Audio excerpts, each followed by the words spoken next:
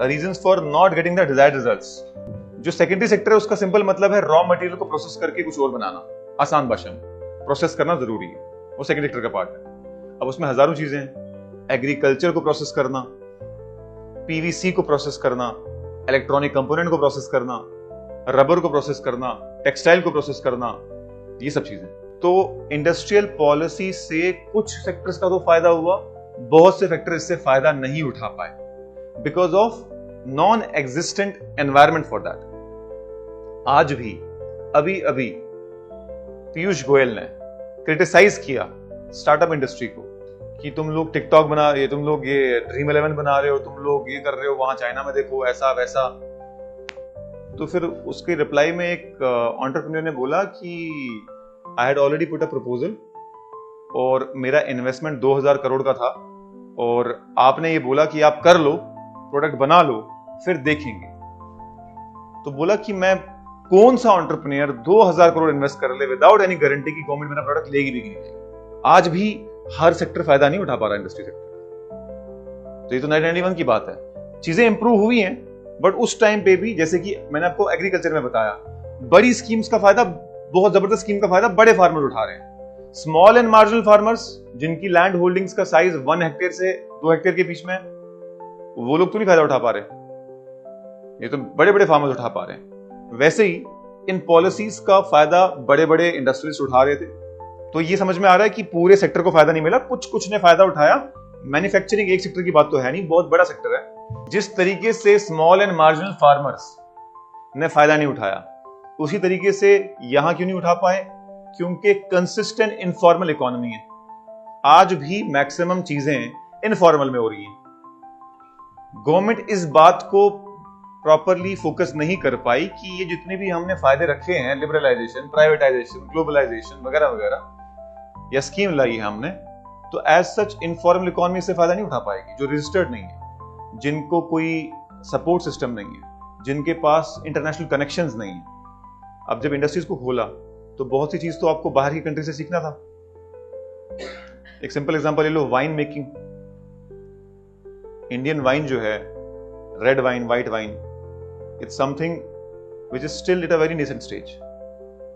जबकि मेडिटेरेनियन में हजारों सालों से वाइन बनाई जा रही है। वो processes, fermentation, quality of grapes, quality of citrus fruits, उन सब चीजों पर डिपेंड करता है।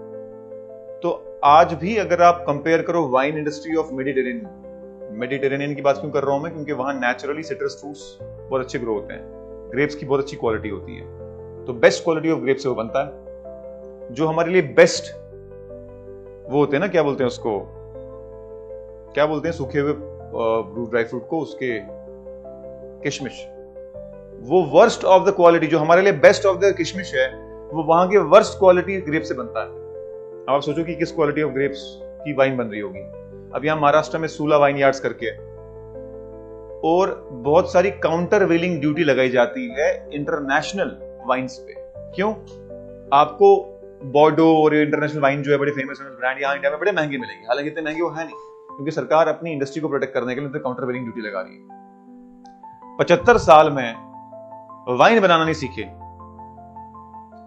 हालांकि वो इतना बड़ा कोई इंडस्ट्री वाला मसला नहीं है।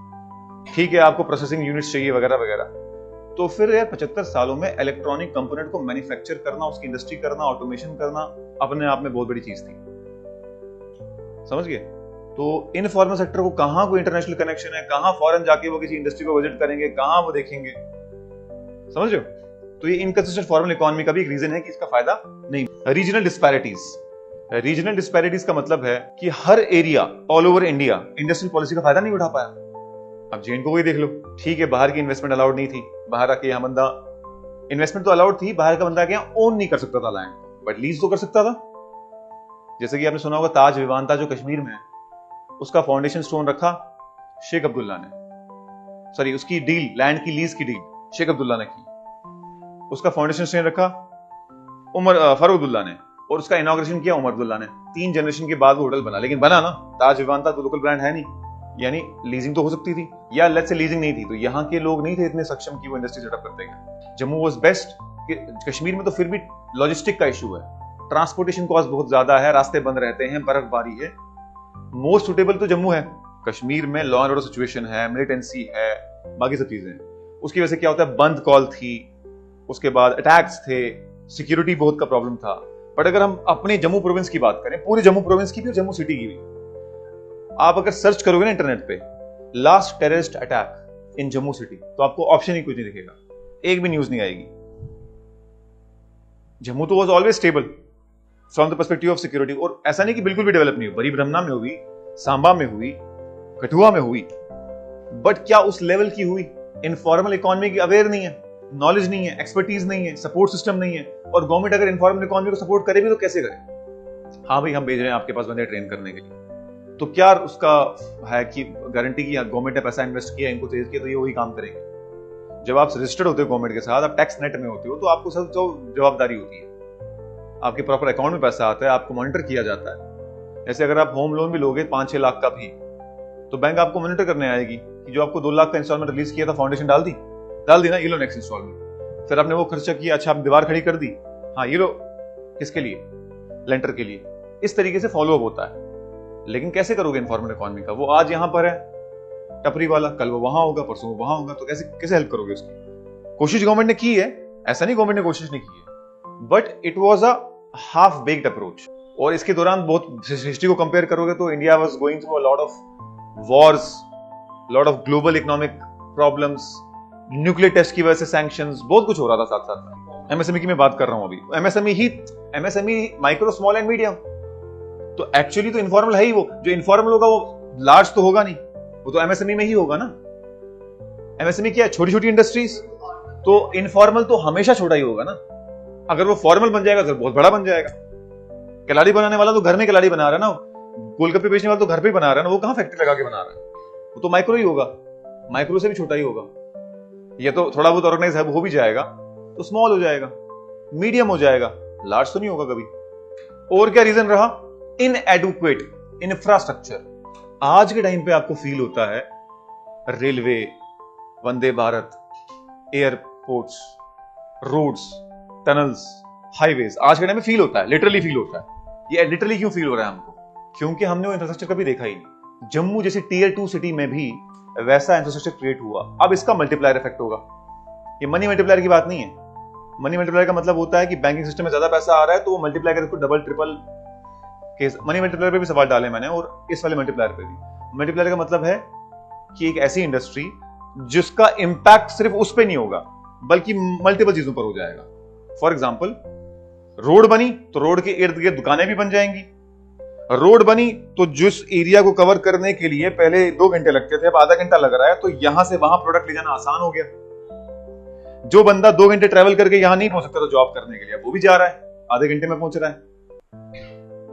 तो job creation, new businesses, logistic cost. Logistic क्या होता है? प्रोडक्ट को एक जगह पे पैक करना, लोड करना, ट्रांसपोर्ट करना और अनलोड करना, ये क्या है? लॉजिस्टिक्स है, आसान भाषा में।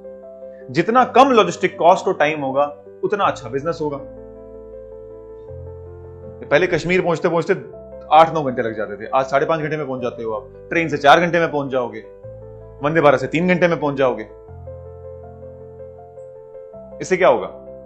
सुबह जाओ, शाम को वापस आ जाओ। ऐसा भी कर सकते हो कि सुबह जाओ, वहां काम करो, वापस आ जाओ। बात सही है। Similarly transportation cost of goods reduce हो जाएगा, time in which the goods are being delivered reduce हो जाएगा। तो टाइम रिड्यूस हो रहा है, कॉस्ट रिड्यूस हो रहा है, प्रोडक्ट कॉम्पिटिटिव बन रहा है। पहले अगर मैं एक प्रोडक्ट 10 रुपए का बेच रहा था, क्योंकि मेरा ट्रांसपोर्टेशन कॉस्ट 3 रुपए है, तो 3 रुपए से वो 1.5 रुपए हो गया, तो मेरा प्रोडक्ट सस्ते दाम पे बेच सकता हूं मैं, या फिर एटलीस्ट प्रॉफिट ज्यादा कमा के मैं और ज्यादा कॉम्पिटिटिव प्रोडक्ट बना सकता हूं। अगेन, कॉम्पिटिटिव का मतलब इकोनॉमी होता है सेम क्वालिटी का प्रोडक्ट कम दाम में बेचना। सेम क्वालिटी का प्रोडक्ट कम दाम में बेचना, ये कम दाम में एटलीस्ट प्रोड्यूस करना, हो जाएगा प्रोडक्ट इज कॉम्पिटिटिव। बाकी कम प्रोडक्ट के कंपैरिजन में इट इज कॉम्पिटिटिव।